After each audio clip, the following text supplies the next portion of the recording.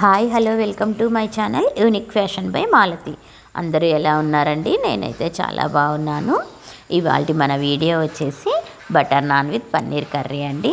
రెస్టారెంట్కు వెళ్ళకుండా అదే స్టైల్లోనే మనం ఇంట్లోనే ప్రిపేర్ చేసుకునేటువంటి butter non with paneer curry ఎలా తయారు చేయాలో ఇవాళ వీడియోలో చూసేద్దాం.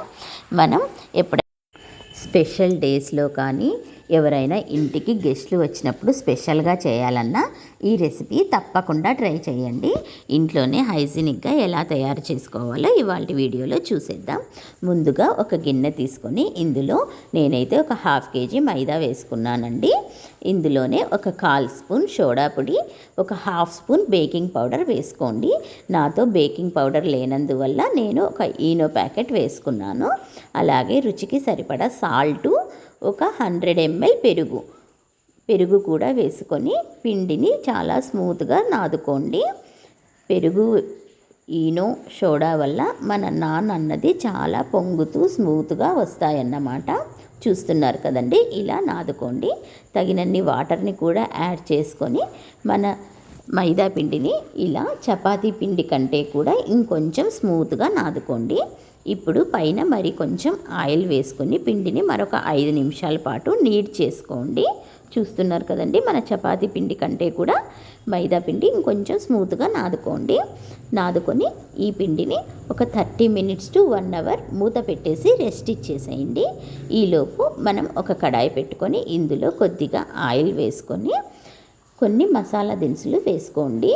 చూస్తున్నారు కదా, జీలకర్ర, చెక్క, లవంగాలు, మిరియాలు, ఇలాచి, షాజీరా ఇవన్నీ వేసుకొని కొద్దిగా ఫ్రై చేయండి. ఇందులోనే ఒక 4 ఆనియన్స్ వేసుకున్నాను నేనైతే. ఆనియన్స్ వేసుకొని అవి కూడా ఇలాగా మెత్తగా కొంచెం మగ్గించుకోండి. ఇదే టైంలోనే ఒక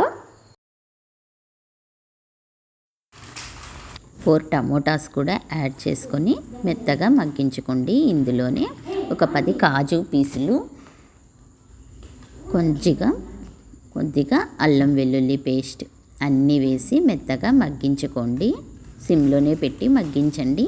వీటిని చల్లార్చుకొని ఒక మిక్సీ జార్లో వేసుకొని మెత్తగా పేస్ట్ చేసుకోండి. తర్వాత ఒక మందపాటి ప్యాన్ పెట్టుకొని ఇందులో కొద్దిగా ఆయిల్ వేసుకోండి. ఇందులోనే కొద్దిగా జీలకర్ర, కొద్దిగా షాజీరా, అలాగే కొన్ని పచ్చిమిర్చి ముక్కలు వేసుకొని అన్నీ కొంచెం ఫ్రై చేయండి. కరివేపాకు కూడా యాడ్ చేసుకోండి. తర్వాత ఇందులోనే మనం గ్రైండ్ చేసి పెట్టుకున్నటువంటి ఆనియన్ టమోటా పేస్ట్ కూడా వేసి ఒక 2 నిమిషాలు ఫ్రై చేయండి. తర్వాత ఇందులోనే ఉప్పు, కారం, ధనియా పొడి, కొద్దిగా గరం మసాలా, ఆల్రెడీ మనం మసాలాలు వేసాం కాబట్టి మసాలా దినుసులు, కొద్దిగా గరం మసాలా వేసుకోండి. కొంచెం ధనియా పొడి, తగినంత సాల్ట్ వేసి వాటర్ యాడ్ చేసి ఇలా గ్రేవీలాగా చేసుకోండి. ఇలా గ్రేవీ కొద్దిగా ఉడికి చిక్కబడిన తర్వాత మన పన్నీర్ ముక్కల్ని యాడ్ చేసుకోవడమే. చూస్తున్నారు కదండి, పన్నీర్ ముక్కలు వేసిన తర్వాత ఒక 5-10 నిమిషాలు సిమ్లోనే పెట్టి ఉడికించేసేయండి. మన పన్నీర్ కర్రీ అన్నది రెడీ అయిపోతుంది. దించే ముందు కొద్దిగా కొత్తిమీర వేసుకొని దించేసుకోవడమే. చూస్తున్నారు కదండి, మన పన్నీర్ కర్రీ అన్నది రెడీ అయిపోయింది. తర్వాత మనకి గార్లిక్ బటర్ నాన్ చేస్తున్నానండి నేనైతేను. ఇందుకోసం వెల్లుల్లిని ఇలా చిన్నగా గ్రేట్ చేసుకోవాలి. చూస్తున్నారు కదా, వెల్లుల్లిని ఇలా తురుముకోవాలి. తర్వాత ఇందులోనే కొత్తిమీర కూడా చిన్నగా కట్ చేసేసుకోండి. గార్లిక్, కొత్తిమీర చిన్నగా కట్ చేసుకున్న తర్వాత మన నానుని మైదా పిండిని చిన్న ముద్దల్లాగా చేసుకొని ఒక్కొక్క ముద్దను మన చపాతీ సైజు కంటే కొద్దిగా తక్కువగానే చేసుకోవాలండి. మామూలుగా అయితే రెస్టారెంట్లలో ఓవెల్ షేప్లో ఉంటుందన్నమాట. ఇదైతే మన ఇష్టము. చూస్తున్నారు కదా, మన నాన్ అన్నది ఈ సైజు చపాతీ కంటే కూడా కొద్దిగా మందం తిక్కుకొనేసి వీటి మీద మనం గ్రేట్ చేసి పెట్టుకున్నటువంటి గార్లిక్, కొరియాండర్, కొత్తిమీర 2 వేసి అలా ప్రెస్ చేసేసి ఇప్పుడు ఒక ప్యాన్ పెట్టుకొని, ఐరన్ ప్యాన్ అయినా పెట్టుకోవచ్చు, నాన్ స్టిక్ ప్యాన్ అయినా పెట్టుకోవచ్చండి. నేనైతే నాన్ స్టిక్ ప్యాన్ పెట్టుకున్నాను. ఇలా ప్యాన్ పెట్టుకొని ప్యాన్ బాగా హీట్ చేసుకోవాలి. ఇలా కాలినప్పుడు కొద్దిగా వాటర్ వేసుకోండి ప్యాన్ మీద.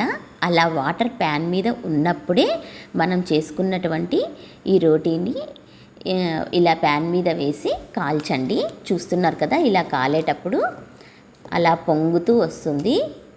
కొద్దిగా మంటను సిమ్లోనే పెట్టుకొని కాల్చండి. తర్వాత ఇలా ప్యాన్ని రివర్స్ చేసేసి మంట మీద చుట్టూ మీరు చూస్తున్నట్లు ప్యాన్ని తిప్పుతూ అన్ని వైపులా మంట తగిలేటట్లుగా కాల్చుకోవాలి. చూస్తున్నారు కదండి, మన నాన్ అన్నది ఎంత బాగా పొంగిందో. సేమ్ రెస్టారెంట్లలో కానీ డాబాలలో కూడా ఇలాగే చేస్తారండి. మనం ఇంట్లోనే ఎంత బాగా చేసుకోవచ్చో మీరే చూడండి. చూస్తున్నారు కదా ఎంత బాగా కాలిందో, పొంగడం కూడా ఎంత బాగా పొంగిందో చూడండి. ఇప్పుడు దీన్ని ఒక ప్లేట్లోకి తీసుకొని బటర్ని మెల్ట్ చేసి పెట్టుకోవాలండి. ఆ బటర్ని మనం చేసుకున్నటువంటి నాన్స్కి అప్లై చేసుకొని సర్వ్ చేసేసేయడమే.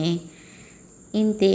చూస్తున్నారు కదా, బట్ నాన్స్ అన్నది చాలా పొంగుతూ ఫ్లఫీగా ఉంటాయండి. ఒక్కసారి ట్రై చేయండి. ఇవి ఏ గ్రేవీ కర్రీస్లోకైనా కూడా బాగుంటాయి. మీకు ప్లెయిన్ నాన్స్ కావాలంటే ఇలా గార్లిక్ లేకోకుండా కూడా మీరు ట్రై చేయొచ్చండి. ఒక్కసారి ఈ బటర్ నాన్స్ మీ ఇంట్లో మీరు తయారు చేసుకొని టేస్ట్ చూడండి. మీకు ఎంతగానో నచ్చుతుందని ఆశిస్తున్నాను. రెస్టారెంట్లలో డాబాలలో అయితే వాళ్ళు ఈస్ట్ వాడతారు. మనం ఈస్ట్ లేకోకుండానే మనం ఇంట్లో హెల్తీగా హైజీనిక్గా మనం ఇంట్లోనే చేసుకోవచ్చు. ఈ బటర్ నాన్స్ అన్నది ఏ గ్రేవీ కర్రీలోకైనా కూడా చాలా బాగుంటాయండి. తప్పకుండా ట్రై చేయండి. ఇది ఇవాల్టి నా వీడియో. నా ఈ రెసిపీ మీకు నచ్చినట్లయితే లైక్ చేయండి, షేర్ చేయండి, సబ్స్క్రైబ్ చేయండి. మీ ఇంట్లో చేసుకున్న తర్వాత ఎలా ఉన్నదో కామెంట్ సెక్షన్లో కామెంట్ చేయండి. ఇదండి ఇవాల్టి వీడియో. ఇంకో వీడియోలో మరీ కలుద్దాం. బాయ్.